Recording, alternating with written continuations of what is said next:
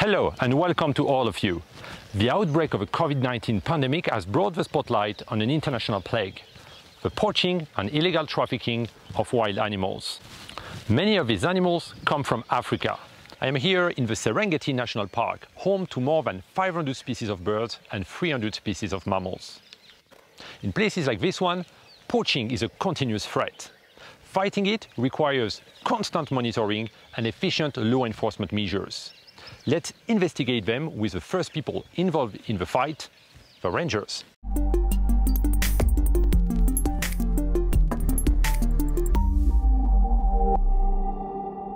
Today we have a chance to meet with Davis, who is the head of all anti-poaching units in Serengeti.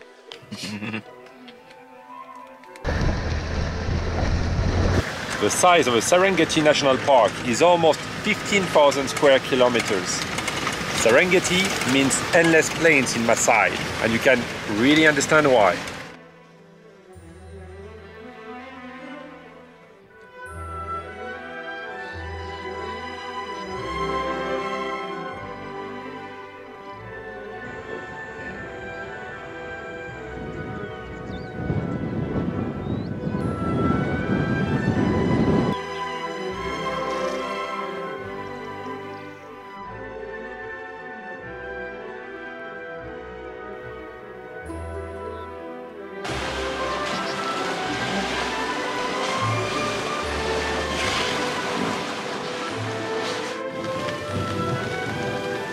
There is a lot of animals, varieties, big five, small mammals, all are found in Serengeti National Park.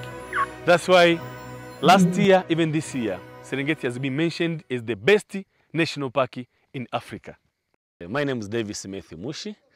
I'm in charge of anti-poaching department in Serengeti National Park here. You have to get the skills of the field skills, but also military skills, because when you are patrolling, we come across with some poachers who have got armed weapons. So we have to get such a training so that we can just cope with the environment. There are people who just poaching for subsistence. They only poaching for get meat to eat. Some of them, those small minor poachers. But we have those commercial poachers. They just go for elephant, maybe for rhino. They are looking for the business. Once they get ivory, they just sell it for the business. It's like like a chain. They can just send it just a minor local people in the field. They just provide them weapons, food to do poaching. The poachers come anytime, any day. So even the rangers, we are not stopping. We are doing patrol day and night. Our camp is in the bush, which brings some surprises. We are setting up the tent. We are going to sleep here. Visitors of the night.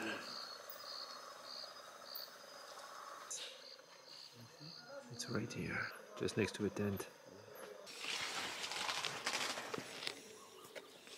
As you know, we are not only patrolling inside the Serengeti National Park, because when they poach, sometimes poachers are just clever. They attack animal from the Serengeti, they can just put the camp to another protected areas. So you can just cross the border, poach in Serengeti, but they just set their camp outside the Serengeti National Park. On this rainy day, I am joining M. Suva and his team on a routine patrol mission. We don't know what is awaiting us.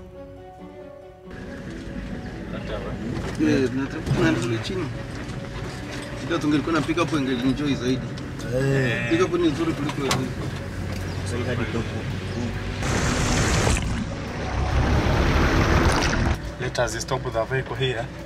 The place where we are stopping has a river where many animals come to drink.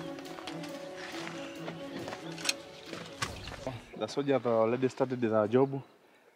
2 persons will be in that side, 1 in this side. So you'll be at the middle, following him when they're walking. Yeah.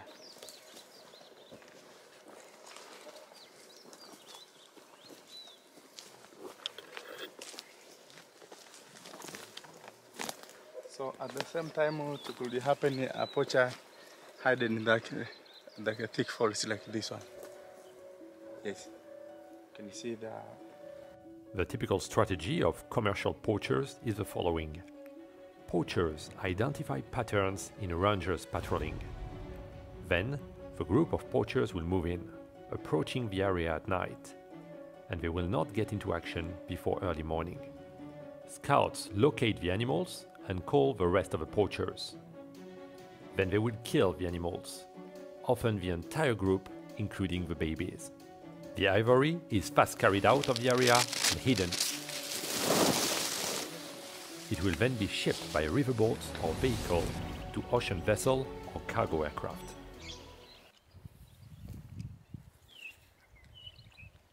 You are supposed to walk on foot.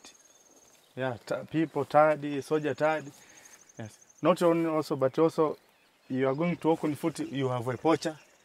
Yeah, but we are using the handcuff that tie him. They show me pictures of poachers that were taken during a previous mission.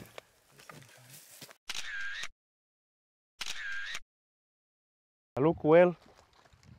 Look well.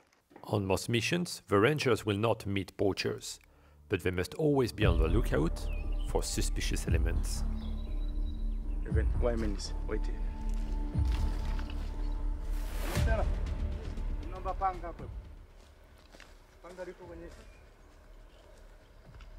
That poacher will be around it up in the sky.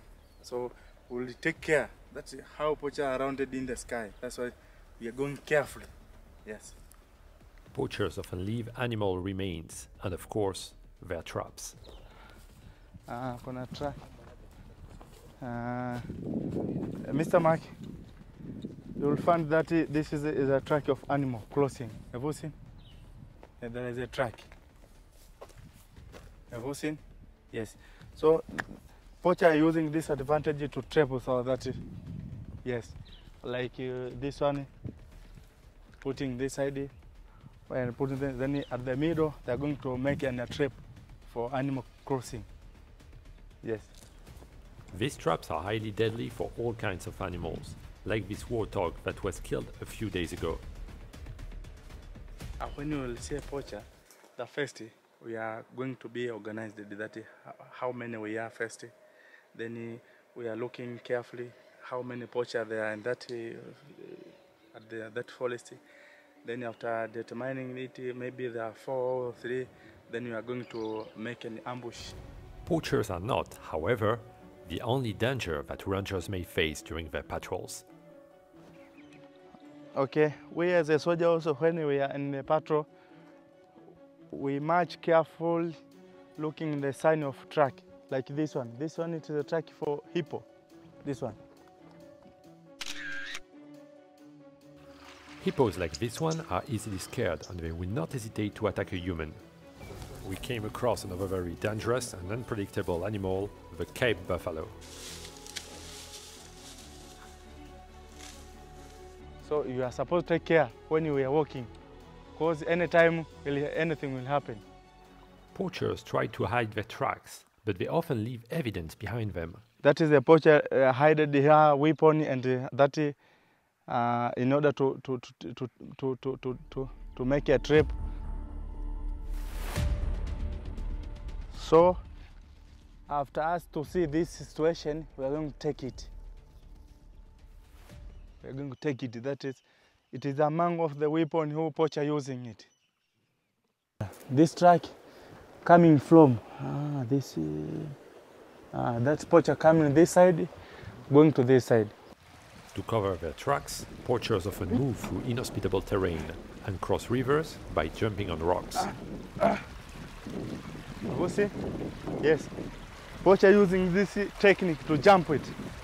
But when I reach here, I'm going to look.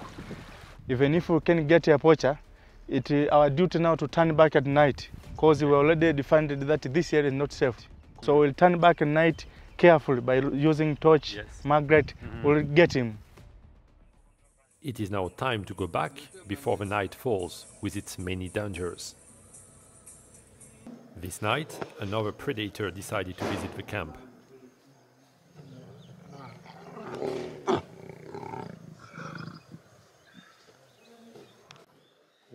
We're do you think the lion is right The lion is very closely near to the tents, but I don't see where we are because of the grass, the big grasses over there. Let's go.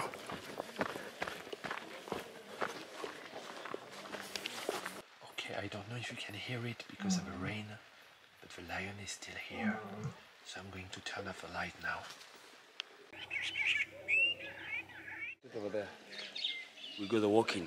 Oh, so that's where the lion was? Yeah. With the lion, we come in the early morning, we'll go to the bush, but we'll walk it a little bit. It seems that the lions found what they needed to feast. It may have been this couple resting under a tree. Such encounters are not rare.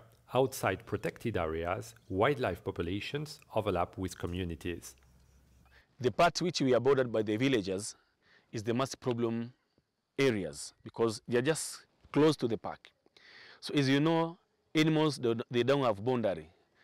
They don't have passport to cross anywhere. They can just go anywhere. So sometimes they go to the village, they go to the people's farms. So that's an area which is critical for poaching because some poachers, they don't come to a national park, but because the animal can just go to their farms, to their villages. So they can just get the animal from there. We just monitor lion, rhino, elephant. We put the color, we got the colors. We put in the lion, in the elephant. But the most efficient weapon is neither military nor technological. It is the cooperation with local communities. There's something we call village natural resource committees. We cooperate with them to make a patrol, especially in the peripheral of the village, adjacent to the village. And some of them, they are just very cooperative. Once they see poachers, once they see cattle in the national park, they just phone and call you, please.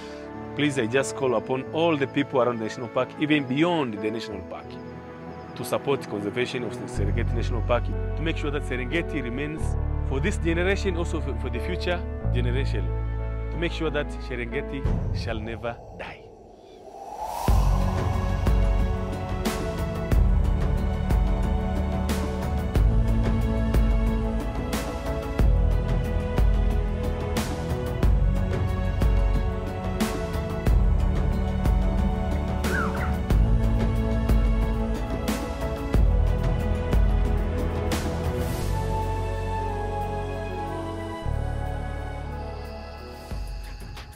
Voila, I hope that you enjoyed watching this video as much as I enjoyed shooting it.